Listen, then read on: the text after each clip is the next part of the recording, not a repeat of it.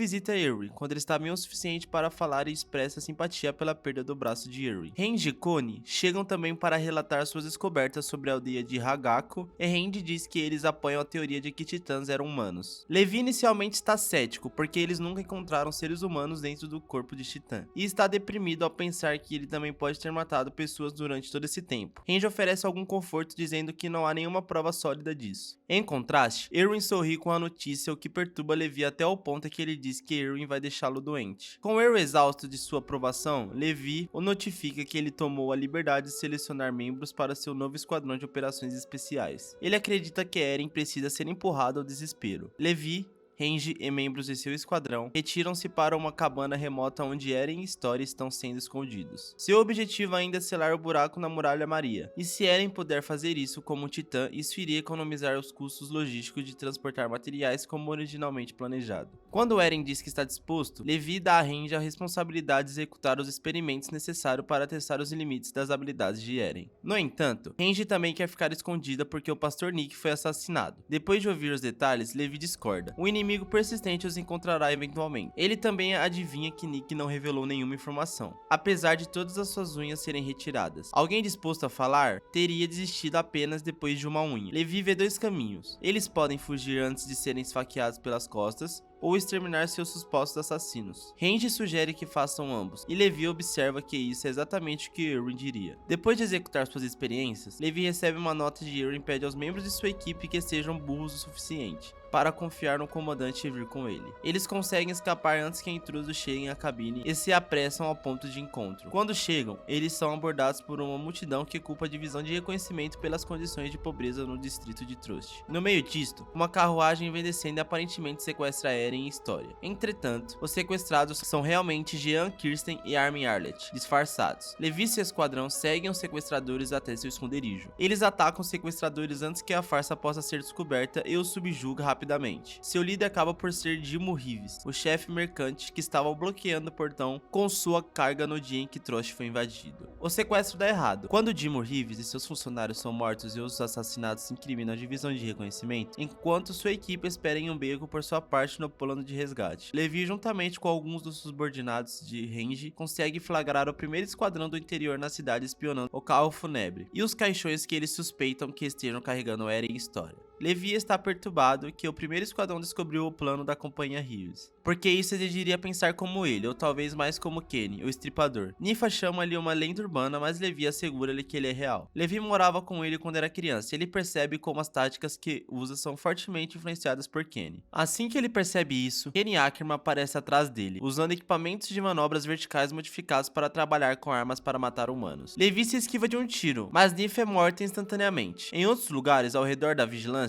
Kenji e Google são mortos também. Levi consegue desviar do próprio tiro de Kenny com uma de suas lâminas e se esquiva de outro jogando sua capa como cobertura. Ele faz uma pausa, frustrado que Kenny pode ler todos os seus movimentos e chocado que Kenny de todas as pessoas se tornou um PM. Os membros do esquadrão de controle antipessoal emboscam Levi, usando os equipamentos de manobras verticais antipessoal, e ele se protege em uma taverna para evitar ser baleado. Kenny o segue dentro. Os dois trocam farpas sobre seu passado. Enquanto Kenny fala, Levi aproveita a oportunidade para carregar o rifle do Barkeeper e reposicionar uma garrafa de álcool, permitindo que ele veja Kenny em seu reflexo. Kenny calcula que Levi se juntou à divisão de reconhecimento pela mesma razão pela qual ele se juntou à polícia militar. Encontrou algo que quis fazer e os passatempos fazem a vida valer a pena. Quando Levi pergunta se matar seus soldados é uma parte disso, Kenny admite que ele vai matar alguém se ele valer o trabalho. Levi faria o mesmo. Ele concorda e atira em Kenny apontando com o reflexo da garrafa. O tiro bate na cadeira que Kenny estava segurando, mas ainda é forte o suficiente para jogá-lo de volta para fora e Levi aproveita a oportunidade para escapar. Ele atira uma cadeira através de uma janela para distrair os membros do esquadrão do lado de fora antes de emergir e atacar a garganta do mais próximo. Os dois membros restantes se preparam para disparar, mas Levi usa o homem morto como um escudo de carne para que ele possa entrar e matá-los. Ele continua a fugir ainda a mais de 10 perseguidores à esquerda. Levi junta-se com o seu esquadrão enquanto o esquadrão antipessoal está perseguindo. Ele mata um dos PMs antes de aterrissar na carruagem, e ordena que eles parem de seguir o carro fúnebre. Seu plano vazou e agora Eren e Story estão sendo usados como isca para matá-los. Eles fogem. Ele diz à sua equipe que deve matar seus perseguidores sempre que eles tiverem a oportunidade, mas Jean é incapaz de fazer isso, e encontra no lado errado de uma arma. Antes que Jean possa ser morto, Armin usa sua pistola para atirar letalmente no PM e salvar sua vida. Embora o esquadrão de Levi escape intacto, Armin está profundamente incomodado pelo fato de que ele estava disposto a matar alguém. Levi então explica a ele que ele era capaz de puxar o gatilho, porque ele sabia que se ele não fizesse, então Jean teria morrido. Jean admite que ele pensava que a maneira de Levi fazer as coisas estava errada, mas era ainda mais porque ele não queria machucar outras pessoas. Ele disparará na próxima vez. Levi concorda que a suavidade de Jean colocou eles em perigo, mas ele não sabe o que é certo ou errado, e Jean pode não estar errado. Reeves protesta por não saber nada, e Levi diz que ele não está ali para dar sermões a ele, mas descobrir sobre o negócio que Reeves havia feito com a polícia interior. Reeves revela que não havia nenhum negócio, tanto que se sua empresa não cooperasse, seus empregados teriam sido demitidos do trabalho e ele estaria morto. Embora a companhia Reeves fizesse muito bem a Trust, Levi reconhece que isso não vai durar e compara a luta de Reeves com a polícia militar com a da divisão de reconhecimento contra os titãs. De modo que Reeves lute também, Levi oferece entregar Eren e Story em 3 circunstâncias. A companhia de Reeves trabalhará de encontro com a polícia militar interior junto com a divisão de reconhecimento. A companhia de Reeves se confiará inteiramente na divisão de reconhecimento e a divisão de reconhecimento receberá acesso prioritário a quaisquer bens de consumo. É um negócio difícil, mas Reeves concorda e arma uma cilada para Jalsanis e Ralph do 1º Esquadrão do Interior para que eles possam ser capturados pela divisão de reconhecimento. Escondidos no subsolo, Levi e Randy começam a trabalhar em Stannis, que prova ser difícil de ceder. Mesmo depois de ser espancado e ter as unhas removidas para igualar o tratamento recebido pelo ministro Nick, Stannis expressa algum remorso pela tortura que ele teve que infligir, mas acredita que era necessário manter a paz dentro dos muros. Levi é antipático e sugere iniciar a tortura em Stannis adequadamente se ele não responder perguntas corretamente. Começando com a identidade da família Reis, em vez de ceder à tortura, Stannis os incita a torturá-la ainda mais. Ele sabe o que é ser o torturador e o poder que isso dá. Repugnados, Levi sugere que eles deem uma pausa e deixem a porta semi-aberta atrás deles. Isso permite a Stannis ouvir uma conversa encenada entre Levi e Ralph, onde Levi afirma que Ralph disse-lhes tudo,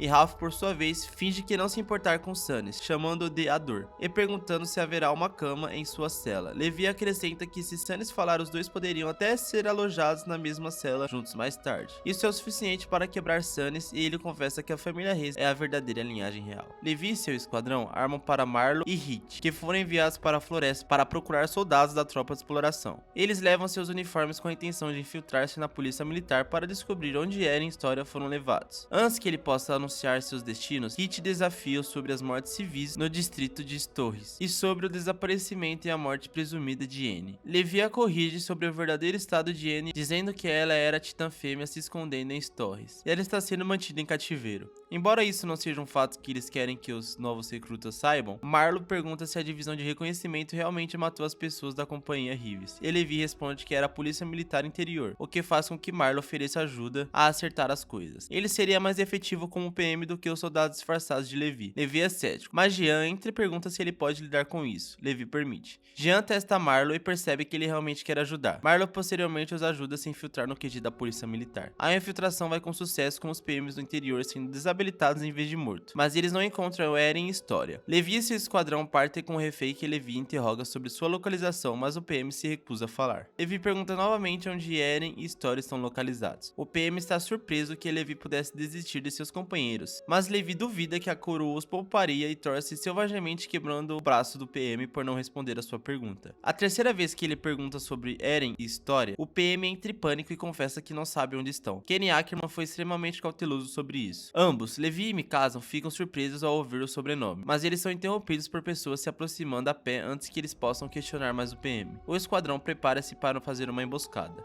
As falsas acusações contra a divisão de reconhecimento foram abandonadas, e a capital agora está sob o controle do comandante-chefe Darius Ackley. A equipe de Levi comemora e ele pergunta o que no mundo poderia ter sido feito para conseguir isso. Randy responde que foram as escolhas individuais de muitas pessoas que mudaram seu mundo. Ele se desculpa por ter perdido Cage, Nif e Googlis, mas Randy acha esperança no fato de que seu sacrifício permitiu a Levi vencer o 1º esquadrão do interior, ao qual Levi admite que seu líder e sua equipe ainda estão lá fora. Randy tem uma pista e suspeita que Eren vai ser comido, a fim de obter o seu poder titã. Erwin tinha um relatório comissionado sobre a propriedade dos reis. E assumindo que Eren e História foram capturados pela família Reis, que é provavelmente onde eles estão sendo mantidos, o dia em que a Muralha Maria caiu, um grupo de bandidos queimaram a capela da aldeia, enquanto a família Reis estavam dentro, massacrando todos, exceto Rod Reis. Dias depois ele iniciou o contato com a História. Levi conclui que deve haver algo especial sobre sua linhagem. A capela destruída é o que interessa a Renji, porque o fogo não deveria ter rasgado para baixo em um edifício de pedra. E então Rod Reis reconstruiu o lugar com seus próprios recursos. Há algo estranho sobre tudo isso. Levi concorda e todos vão para lá. Ele avisa sua equipe que Kenny será o maior obstáculo a eles, porque lutar contra ele será como lutar contra o próprio Levi. Levi pergunta a Mikasa se ela acha que Kenny pode estar relacionado com ela, já que eles compartilham o mesmo sobrenome, Ackerman. Mas ela não responde diretamente. Ela só sabe que a família de seu pai foi perseguida e não sabe a razão. Levi então pergunta a ela se ela experimentou o momento em que ela sentiu um poder repentino despertar dentro dela. Ao confirmar isso, Levi diz a Mikasa que ele e Kenny também experimentaram tais momentos em suas vidas. Chegam à capela e encontram a porta secreta que conduz ao subsolo. Levi e os outros fazem preparativos para enfrentar o esquadrão de controle anti-pessoas, que está esperando por eles abaixo. O grupo envia barris de pólvora e sacos de óleo escada abaixo, incendiando e enchendo a câmara subterrânea de fumaça, reduzindo a visibilidade e a utilidade de armas de fogo. A maior parte do esquadrão enxerga o problema com as chamas de sinal enquanto Levi e Mikasa observam seus inimigos. Vendo ele pega a garrafa encouraçado que tinha caído da bolsa de Rod e quebra entre os dentes. Enquanto ele se transforma, a forma de Titã de Eren cristaliza, estabilizando a caverna ao redor do esquadrão, impedindo-os de serem esmagados. Mesmo depois que ele sai do Titã, sua forma endurecida não desaparece. Levi observa que é um desenvolvimento enorme porque podem agora selar o furo da Muralha Maria.